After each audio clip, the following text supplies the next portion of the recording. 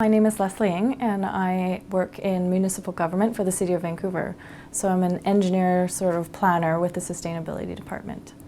I went to UBC. I'm an undergrad with the chemical engineering department, and then I worked for about 5 years before returning to school to do my MBA here at Sauder. Well, I think what's really important is that you need to think about what you enjoy doing and what sort of work environment you enjoy being in. So if you enjoy being in a team or working on your own or working in a big company or working in a small company, you have to kind of think about that as well. Or if you enjoy the research and theory aspects of things, then you may want to be in academia. So you have to think about where you feel like you might fit in very well. The other things to consider, I would say, are what you're looking for in terms of job security, flexibility, to move on to different opportunities, working for yourself or working for a company, opportunities to travel, or professional development, and then also the type of schedule that you might want. So that might point to different areas in academia or industry. I would involve the people that you admire and ask them for an informational interview. Ask your profs for the connections that they have, other faculty member, and seek out your school's resources. Another great resource you should consider involving or tapping into is your career center. They often have great resources in terms of business contacts or other contacts and networking opportunities that you can tap into.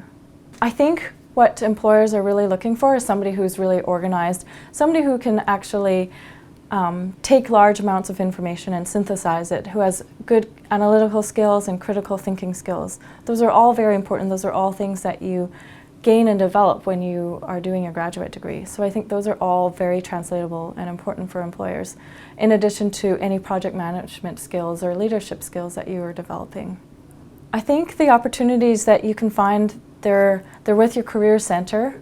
They're also with your faculty members who are often doing some great research that you can tap into, and also just through your friends or other contacts that you have, and asking them what sort of networking events they go to and finding out what's of interest to you and where you want to actually start meeting people and what type of people you want to be meeting, because you can't just network for the sake of networking. You want to make sure that you're focusing and being somewhat deliberate about the events you're going to. Employers are also looking for people who are able to communicate effectively, I think. So taking that information that you have and boiling it down to something that's understandable for senior level management. They don't need all the details of all the studies or the analysis that you've just done. They want what the result is. So being able to communicate that effectively, and just highlighting your previous experience, whether it's in a different field, any of your leadership skills, and your adaptability and flexibility as well too are really important. There was somebody that I met who had treated their job search as a one-day-a-week job. So they dedicated that one day to following up on networks, following up on contacts, doing informational interviews, and then she was also really organized with her questions. So she presented very well, and I think it's really important to treat your job search as almost a job itself. Well, I think that employers are they're more interested in the skills that you've developed as a graduate student. So having a graduate degree is not necessarily enough. There's lots of people out there who have graduate degrees, so it's being able to highlight those skills that you can transfer. And actually the other thing too is being able to be specific and explain why those skills are transferable. So you may not have the exact experience that the job is looking for, but you need to also explain then why the skills that you do have are transferable and how they're relevant to the job and why it would be an asset for the company. One of the things would be to not be afraid to reach out and try applying for jobs in different areas too, because oftentimes maybe the job pool is very limited in one area. If everyone wants to stay in the Lower Mainland, it becomes really challenging for people to apply for jobs. There's probably 200 applicants per job, so being able to be flexible and willing to move might help in your job search. Actually, it's funny because I actually think that it's really important to have the technical skills that you have. Those are the analytical, critical thinking skills that you're developing, and those are very valuable to an employer. In making that transition between a very technical degree or moving into a more generalist kind of position, I think that's the challenge is you still need to demonstrate a bit of that technical experience. So that's helped me actually transition into a more general kind of degree or a general kind of position, that ability to analyze and synthesize information.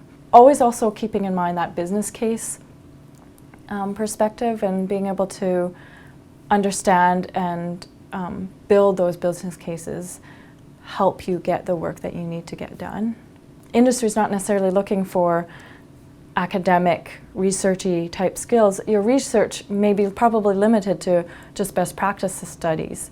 So what they're really looking for is your ability to be organized, your ability to manage time, your ability to be a critical thinker and analyze data. Go to things that are of interest to you. That really helps. Then you have more desire to be there, and you have more of an interest, and you're able to develop questions and follow up with the people that you think are interesting. So definitely being targeted and going to things that you are interested in will help. And I think a lot of people are willing to give you an informational interview as long as you're organized and respectful of their time. People are very willing to talk about what it is that they do and how they got there. I seek out informational interviews sometimes even now, just because I think it's interesting to find out more about what that person's role is, what they do exactly. Yeah, I think it's really important to do that. And even in fields that I may not have thought I was seriously interested in, I think it's important to explore those areas anyways, just to really give yourself an idea. I find it really hard to imagine exactly what a role is going to be like until I'm actually in it, which is often really kind of a challenging way to do it. So I need to talk to as many people as I can to really get a sense of what that's like. And even then it's hard, but it helps better than just trying to imagine what it would be like to work for industry or that company or whatever. I have people asking me for informational interviews all the time, yeah. Well, not all the time, I shouldn't say that. I do have people asking me, and I'm happy to, help them out and tell them a little bit about what I do. And so, yeah, I think it's valuable. You just have to be organized with your time and know what it is that you want to get into. For me, sustainability is the angle that a lot of people reach out to me around, and it's such a general topic, and there's so many different aspects of it, so it's hard to help somebody when they don't really know what they want to do. They just want to work in sustainability, but that could be anything from water waste management to community engagement to carbon offsetting or GHG inventorying, or it could be anything. And so it's better when people can be more specific about what it is that they're really interested in and what they really want.